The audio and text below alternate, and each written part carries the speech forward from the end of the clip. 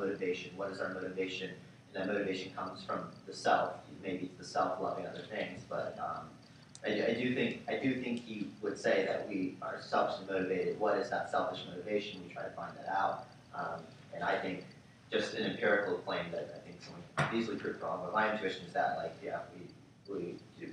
Everyone does want something. Everyone does want to be in a community with other people, helping them out and contributing and getting things from them. I think that a lot of people that subscribe to the objective standards, we might have the worry, like as Nathan brought up, that if you're being subjective, then perhaps like what is the moral basis for acting, however you want, you just do whatever you want.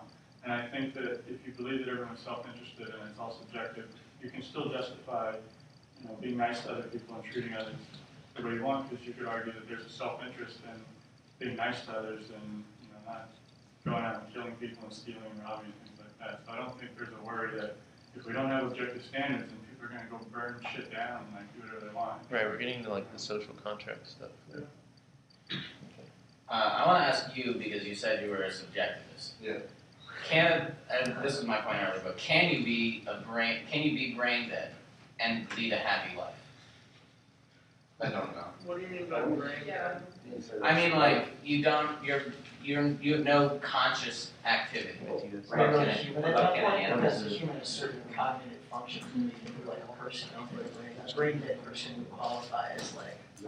They're not of the same species that we are? I certainly think a severely retarded person.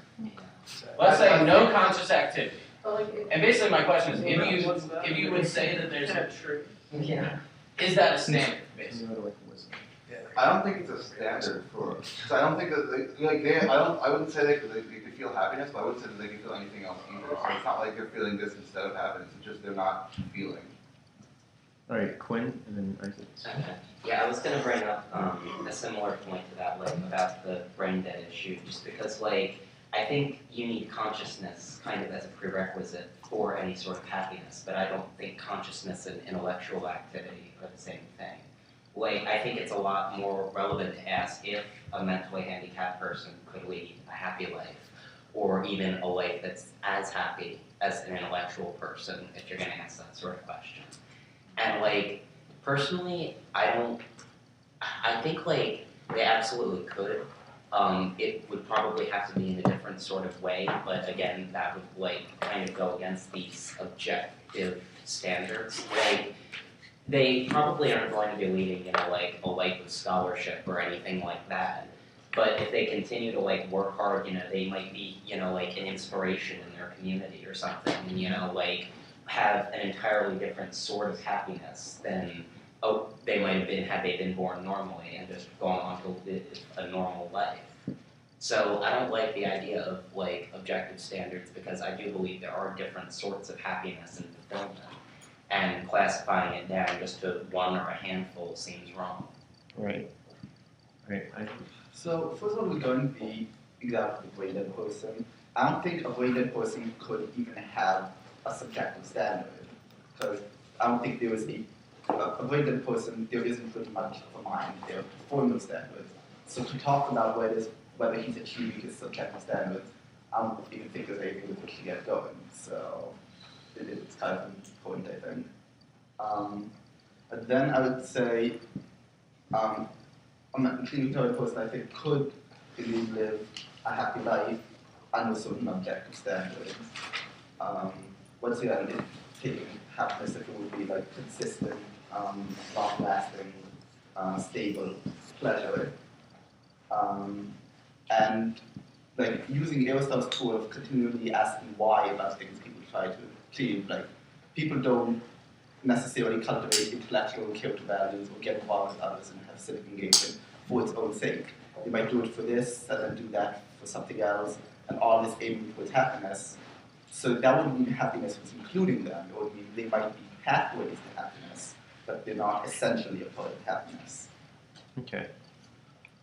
I don't think that the brain dead person, I think that they can lead a happy life under, subjectivist or Are you saying brain dead or mentally It handicapped? doesn't matter for what I'm saying. I don't think it's a necessary condition that, that they realize the own standards that would make them happy. I think that, just because there might be subjective standards that they can live their lives by, I don't think that those need to be understood by the person in order to achieve them. And therefore, they don't really need the mental capacity to understand whatever standards are measuring their happiness.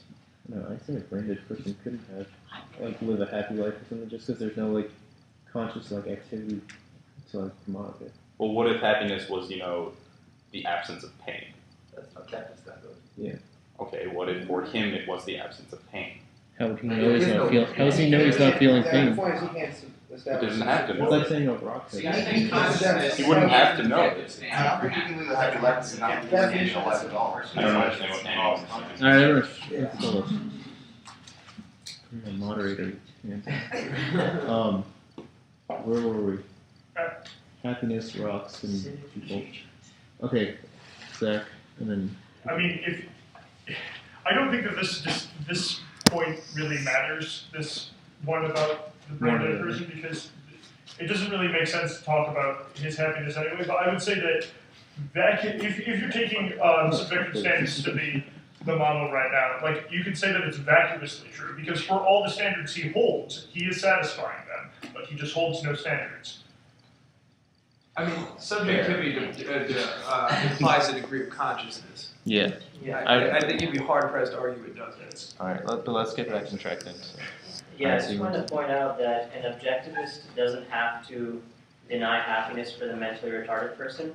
I think Kraut points out that you can modify the objectivist stance so that you account for basic physical limitations of human beings.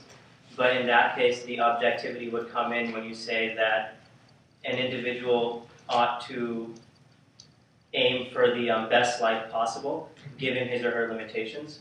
So in that sense, there is an objective element, and it does refer to something subjective because it refers to the limitations of the person, but I still see it as an objectivist view. And he points out, I think, it's near 194 and 195, that you can modify Aristotle's objectivism to get a different kind of objectivism. So you don't have to deny happiness to a mentally retarded person. Alright, Quinn? Yeah, I was just gonna say, that's true, but then he kind of expresses the point in the final pages that you still don't know or have any way of determining what those objective standards are. So then it goes back again to the issue of how can we really ever say we're happy if, we have no idea what the best way for leading might be. In theory, you could probably just keep improving your potential life until, you're ruling the universe and all that. But, where do we stop? And how can we ever say we're happy if we don't know where we stop? Right. Okay, a couple more. Isaac? In Gladiator Vicious, I personally don't Sorry, think other- that it has potential to the universe. But also, Aristotle seems to agree that he says you can't really say that that person has happy life before he's dead. So it makes sense that you're constantly the result of you have to keep optimizing and keep optimizing, or else you might not have happy life. Alright, other Isaac, you can more. I think it shows right now that this is a room full of philosophers and not historians. False. Whatever this is a room full of. Just my anxiety about objective standards is not so much the standards themselves, but the way they can be appropriated. And one example of that is, I really read the Nick Ethics, especially the second book, as pure hegemonic propaganda.